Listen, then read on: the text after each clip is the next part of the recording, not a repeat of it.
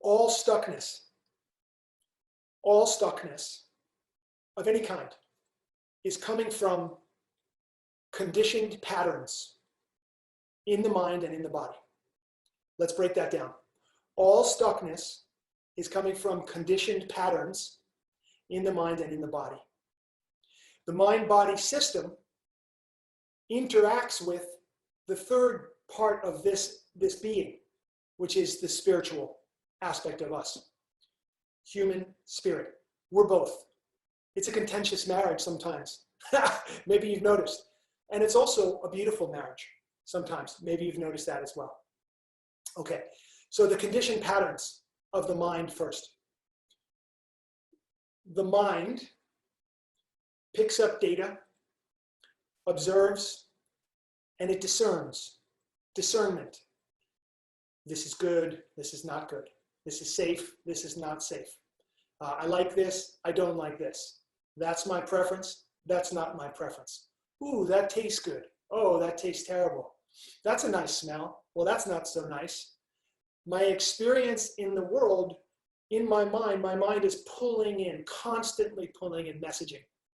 The messaging is coming in through all the senses, the 5 sensory nervous system, and I begin to develop a reaction to everything.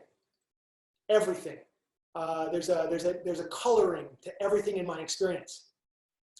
Now, let's say that the mind perceives something unpleasant. No problem. It's a good thing, right? You want to be aware of what works and what doesn't work. So the mind colors something as unpleasant. Let's say your reaction to that unpleasant thing is, oh, this is unpleasant for me. I'll give you an example. It is unpleasant for me to touch my hand onto a very hot stove. If I touch my hand to a hot stove, I recoil immediately and I learn something in the mind. And for the rest of my life, I'm going to have a memory of a very good and important memory. Don't put your hand on a hot stove. Okay, well, let's bring it down into the emotional realm.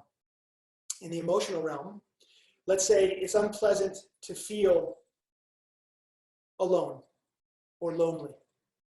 I have a sense of loneliness. It's unpleasant to feel that way.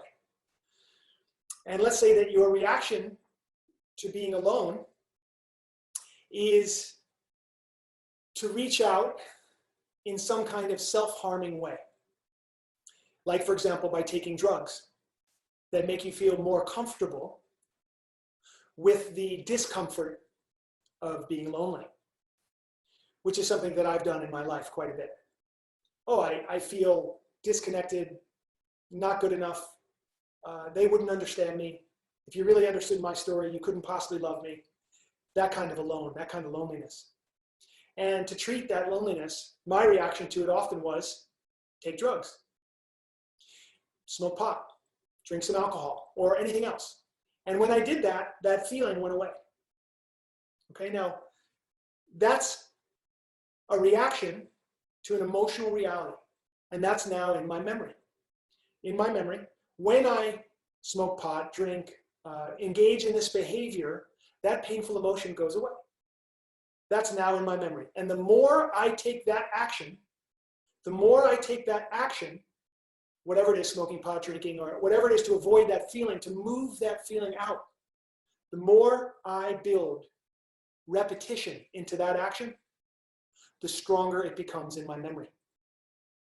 It's not necessarily conscious, but in the unconscious realm, subconscious realm, my behavior is now being driven by a memory of discomfort, which was then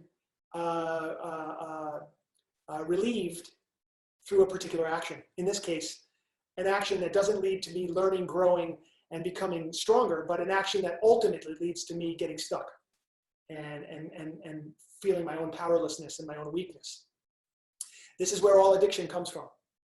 These are patterns that are written into the mind and written into the body, and we can talk about 1,000 of these tendencies, 1,000 of these patterns. The main takeaway for today is this.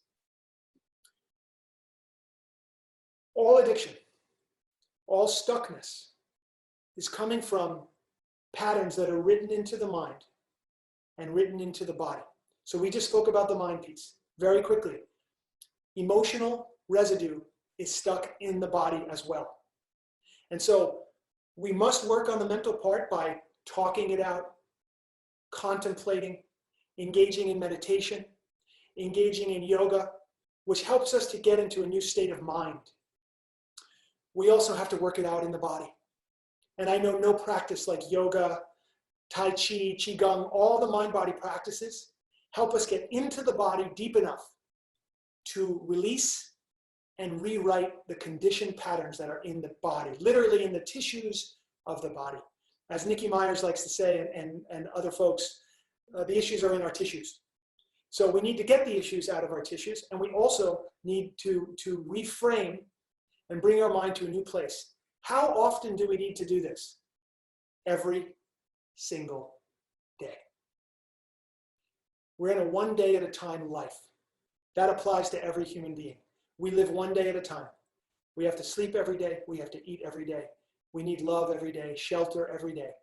And we learn and we grow every day. So that's today's coaching moment. All stuckness is in the mind and the body as a conditioned pattern. To break out of the conditioning and to bring ourselves to the present moment, we have to release the hooks of memory.